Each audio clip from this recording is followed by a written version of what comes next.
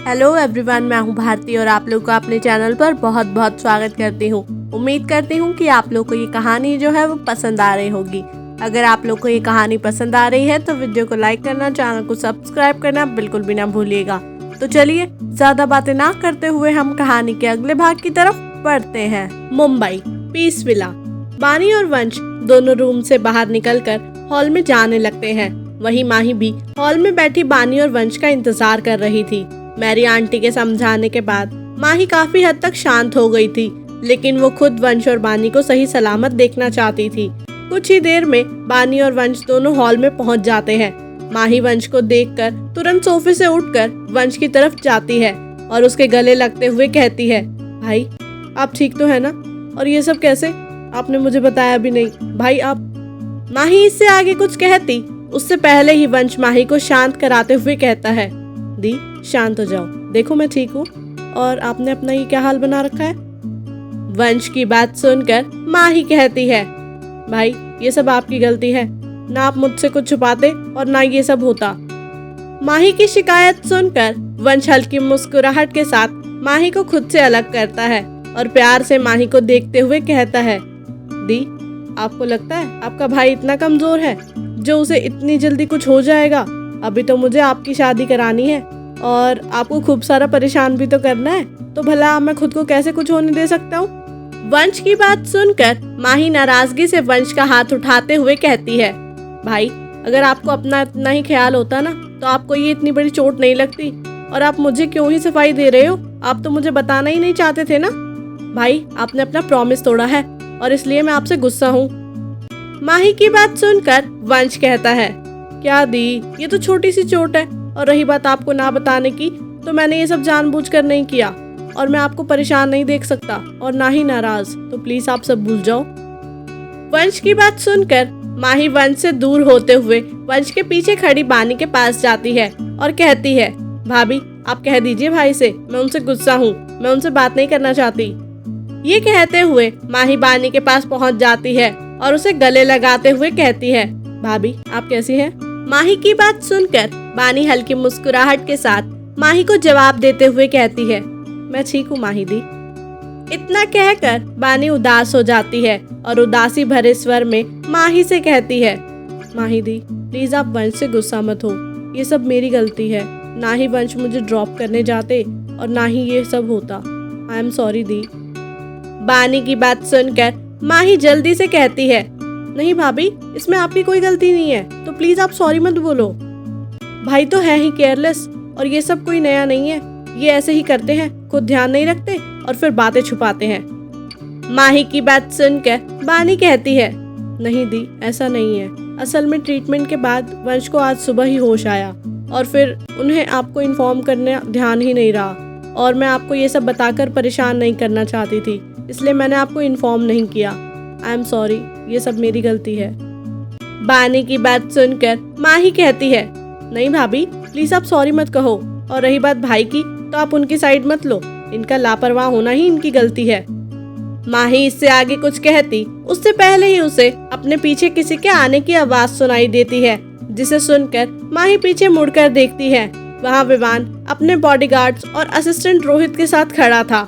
विवान को यहाँ देखकर माही हैरान हो जाती है। उसे विवान के यहाँ आने की उम्मीद नहीं थी, पर वो बिना कुछ कहे चुपचाप बस विवान को एकटक देखे जा रही थी। बानी का भी कुछ ऐसा ही हाल था, वो भी विवान को यहाँ देखकर थोड़ी हैरान थी। वो नजरें घुमाकर वंश की तरफ देखती है तो वंश उसे शांत रहने का इशारा करता है। बानी भी वंश का इशारा समझ नॉर्मल हो जाती है। वहीं विवान भी हैरानी से माही को देख रहा था। तभी उसके कानों में वंश की आवाज सुनाई देती है, जिसे सुनकर विवान और माही दोनों होश में आते हैं। वंश विवान के पास आते हुए कह रहा था, विवान तुम तो शाम को आने वाले थे ना? वंश की बात सुनकर विवान कहता है, मतलब तुम्हें मुझे यहाँ देखकर खुशी नहीं हुई? ठीक है फिर मैं चला जाता हूँ। विवान की बात सुनकर वंश विवान के गले लगते हुए कहता है, ऐसा कुछ नहीं है विवान, ये बता तू कैसा है? वंश की बात सुनकर विवान मुस्कुराते हुए कहता है, देख ले तेरे सामने ही हूँ, बिल्कुल ठीक, लेकिन मुझे तुम ठीक नहीं लग रहे। विवान की बात सुनकर वंश विवान से अलग होते हुए मुस्कुरा कर कहता है, मैं बिल्कुल ठीक हूँ। तुम सभी ओवर रिएक्ट कर रहे हो। वंश की बात सुनकर विवान हंसते हुए कहता है, हाँ हाँ जरूर, तुम ही तो बस एक सही हो, बाकी सब गलत है। विवान की बात सुनकर वंश कहता है, चलो आप खड़े ही रहोगे या बैठोगे भी। वंश की बात सुनकर विवान सोफे पर बैठ जाता है और बाकी सब भी वहीं बैठ जाते हैं। विवान एक नजर सबको देखकर वंश से कहता है, तुझे नहीं लगता तू कुछ भूल रहा है? विवान की बात सुनकर वंश कहता है, तुम जानकर भी अनजान बन रहे हो। इतना कहकर वंश बानी की तरफ देखते हुए कहता है, बानी ये है विवान, मेरे बचपन का दोस्त और माही का फियांसे। और विवान ये है बानी, तुम्हारी भाभी। वंश की बात सुनकर विवान मुस्कुराते हुए कहता है, हेलो भाभी, आप कैसी हैं? पर बानी तो वंश की बात सुनकर अभी तक हैरान थी, पर वो खुद को संभाल कर विवान की तरफ देखते हुए हल्की मुस्कुराहट के साथ कहती है, हेलो मैं ठीक हूँ, आप कैसे हैं? बानी की बात सुनकर विवान कुछ कहता उससे पहले ही वहाँ चिराग जिया को अपनी गोद में लिए पहुँच जाता है। असल में चिराग ने विवान को आते हुए देख लिया था, लेकिन वो जब रूम से निकलकर बाहर आने लगता है तब उसके कानों में जिया की आवाज सुनाई देती है, जो कह रही थी, तुम कहाँ जा रहे हो? जिया की बात सुनकर चिराग जिया के पास आते हुए कहता है, वो बस मैं बाहर जा रहा था। और तुम इतनी जल्दी कैसे उठ गई? क्या तुम ठीक हो? चिराग की बात सुनकर जिया कहती है, अरे यार तुम कितना भूलते हो, मुझे देखो मैं बिल्कुल शांत रहती हूँ, कम से कम मुझसे कुछ तो सीख लो। और अब क्या मैं उठ भी नहीं सकती? तुम क्या चाहते हो, मैं हमेशा सोती रहूं?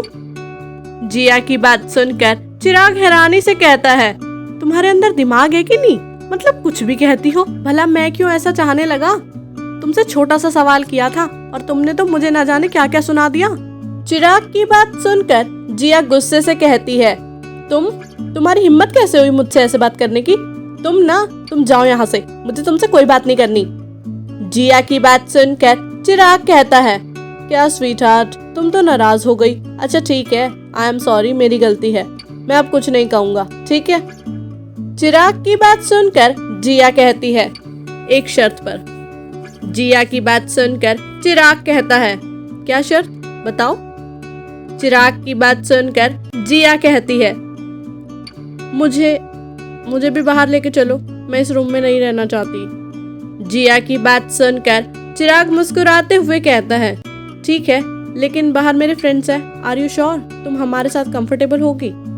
चिराग की बात सुनकर जिया हंसते हुए कहती है, हाँ नो प्रॉब्लम, मुझे बस इस रूम से बाहर जाना है, मैं रेस्ट कर करके थक गई हूँ, अब चलो चलते हैं। ऐसा कहकर जिया बेड से उठने लगती है, लेकिन जिया अपने पैर जमीन पर रखती उससे पहले ही चिराग उसे अपनी गोद में उठा लेता है और जिया को देखते हुए प्यार से कहता है, स्वीटहार्ट, अब मैंने तुम्हारी बात मानी है तो तुम्हें भी मेरी एक बात माननी पड़ेगी।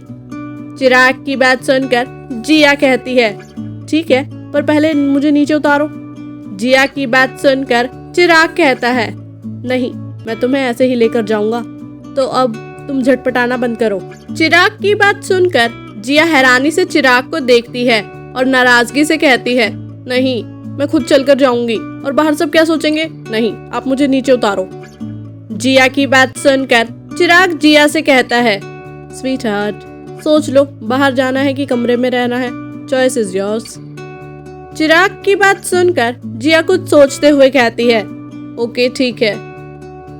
लेकिन चिराग को क्या पता था कि हॉल में विवान और वंश के अलावा माही और बानी भी मौजूद हैं। चिराग जब सबको एक साथ बैठे देखता है तो थोड़ा नाराजगी से कहता है, तुम सब यहाँ अकेले अकेले बातें कर रहे हो और मुझे किसी ने बताना भी जरूरी नहीं समझा? चिराग की बात सुनकर सब चिराग को देखने लगते हैं और माही तो चिराग और जिया को यहाँ देखकर हैरान हो जाती है। वहीं चिराग भी अब तक जिया को सोफे पर आराम से बैठा देता है और खुद भी जिया के बगल में बैठ जाता है। जिया ने अभी तक नजरें उठाकर सामने बैठे लोगों को नहीं देखा था, पर वो किसी को देखती उससे पहले ही उसके कानों में एक जानी पहचानी आवाज सुनाई देती है, जिसे सुनकर जिया नजरें उठाकर सामने देखती है तो उसे सामने माही नजर आती है, जो उसे देखते हुए कह रही थी, चिराग भाई, आप और भाभी यहाँ? और ये भाभी को चोट कैसे लगी? भाभी आप ठीक तो है ना? और मुझे किसी ने कुछ बताया क्यों नहीं? माही की बात सुनकर जिया हल्की मुस्कुराहट के साथ कहती है, मैं ठीक हूँ और आप परेशान मत हो, ये छोटी सी चोट है, कुछ दिन में ठीक हो जाएगी। ऐसा कहकर जिया अपनी नजर माही से हटाकर अपने आसपास बैठे लोगों को एक नजर देखती है, जिन्हें देखकर जिया हैरान परेशान हो जाती है। आखिर क्यों जिया हैरान परेशान हो गई? क्या जवाब देगी जिया बानी को? क्या जिया बताएगी बानी को अपने और चिराग की शादी का पूरा सच? कौन है जिया? क्या है जिया का अतीत? क्या होगा जब जिया को पता चलेगा बानी और वंश के बारे में? कौन है वो शख्स जो अचानक ही एक्टिव हुआ है? क्या हुआ था ऐसा कुछ साल पहले जो नहीं दोहराया जाना चाहिए? क्या विवान, चिराग और वंश छुपा रहे हैं अपनी फैमिली से कोई बड़ा राज? क्या चिराग जान पाएगा जिया के बारे में? कौन है वो शख्स जिसे जिया ढूंढ रही है? कौन है विवान की बहन? क्या माही जान पाएगी विवान की बेरुखी के पीछे का सच? क्या नतीजा होगा विवान और माही की कॉन्ट्रैक्ट मैरिज का?